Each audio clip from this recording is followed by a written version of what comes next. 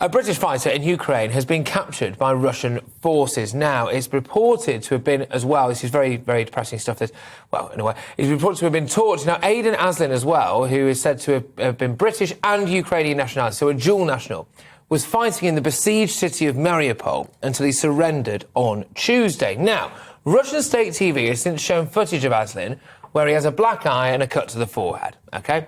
So I'm joined now by Lieutenant General Jonathon Riley, who's a former Nato general and is a military historian, because it got me thinking this, OK? Obviously, we wish this lad well and hopefully he gets out safely and everything goes OK with him. But it just got me thinking, Lieutenant, how do you actually deal with being in captivity? How do you actually deal with strong interrogation techniques? I believe that you might have a few answers for us, Lieutenant General.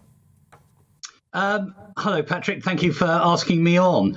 Well, the bottom line is that this guy, like any other prisoner of war, has protections in international law. And I guess that he probably knows them, and the Russians know them, and they must be insisted on because they're absolutes. They apply to Russian prisoners in Ukrainian hands. They apply to Ukrainian prisoners in Russian hands.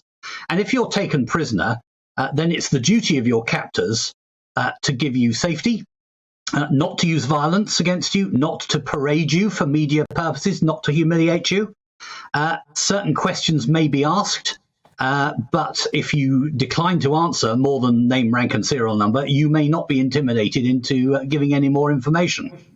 And if a prisoner is abused or ill-treated, then that will fall under the aegis in due course of war crimes, because it's governed by the Third Geneva Convention, updated in 1949 after the Second World War, and it applies in the Ukraine war.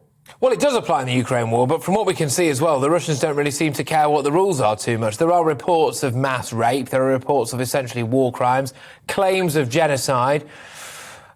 Realistically, it's a bad group of people to get captured by, isn't it? But if you do find yourself in a kind of, well, I don't know, what would you say, almost hostage situation, what's the kind of mindset element of it? What do they teach you when you're in the military about how you should deal with that situation? Is it don't give any information away whatsoever, just sit there and hope that we'll come and get you? I mean, how does it work? Well, there are a number of things that you're told. If you're going to surrender in a group, try and stay together. Surrender to an officer. Just because you have friends with you, I suppose, or yeah, because you're a team. And this happened to some of my soldiers in Bosnia. And when they were captured, some of them were able to stay together with their NCO in charge and stayed together. Others were split up. But generally, try and stay together and give each other mutual support, both physical and moral. Try and surrender to an officer, and if you've got an officer with you, the officer should try and stay with the men until they're separated, and they will at some stage be separated. When you're questioned, then give only what you're required to do, which is name, rank and serial number, and hold it at that. If it goes on and enhanced interrogation techniques, if you want to call them that, are used, then, well, everybody has their breaking point, and that's recognised. And when you're getting to that, the advice generally is give away the minimum that you can, and try and convince them that you're giving all that you know. Whatever you tell them, make sure it's true, because they'll be able to verify it. And if you blatantly lie, then they'll just come back and do worse things to you.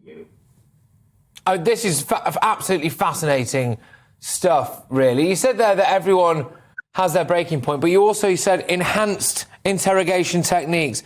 Just quickly, could you just let me know what that really means, enhanced interrogation techniques?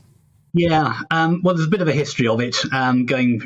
Recent examples, the French in Algeria and against the OAS, the Americans in Iraq, us in Northern Ireland, and other examples. And the techniques can often include sleep deprivation, which is a very powerful one, extremes of temperature, waterboarding, electric shock therapy, and sensory deprivation, white noise, disorientation, and the denial of food and water, particularly. All of these things, particularly sleep deprivation.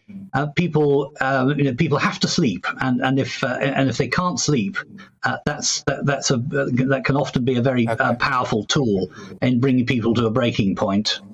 Absolutely. Look, thank you so much. It's fascinating. As morbid as it is, I could talk to you about this all night, actually, Lieutenant General. Lieutenant General Jonathon Riley there is a former NATO general and, of course, a military historian as well, reacting to this news that a British but joint Ukrainian national has apparently anyway been taken captive by the Russian forces. They're parading him around in public.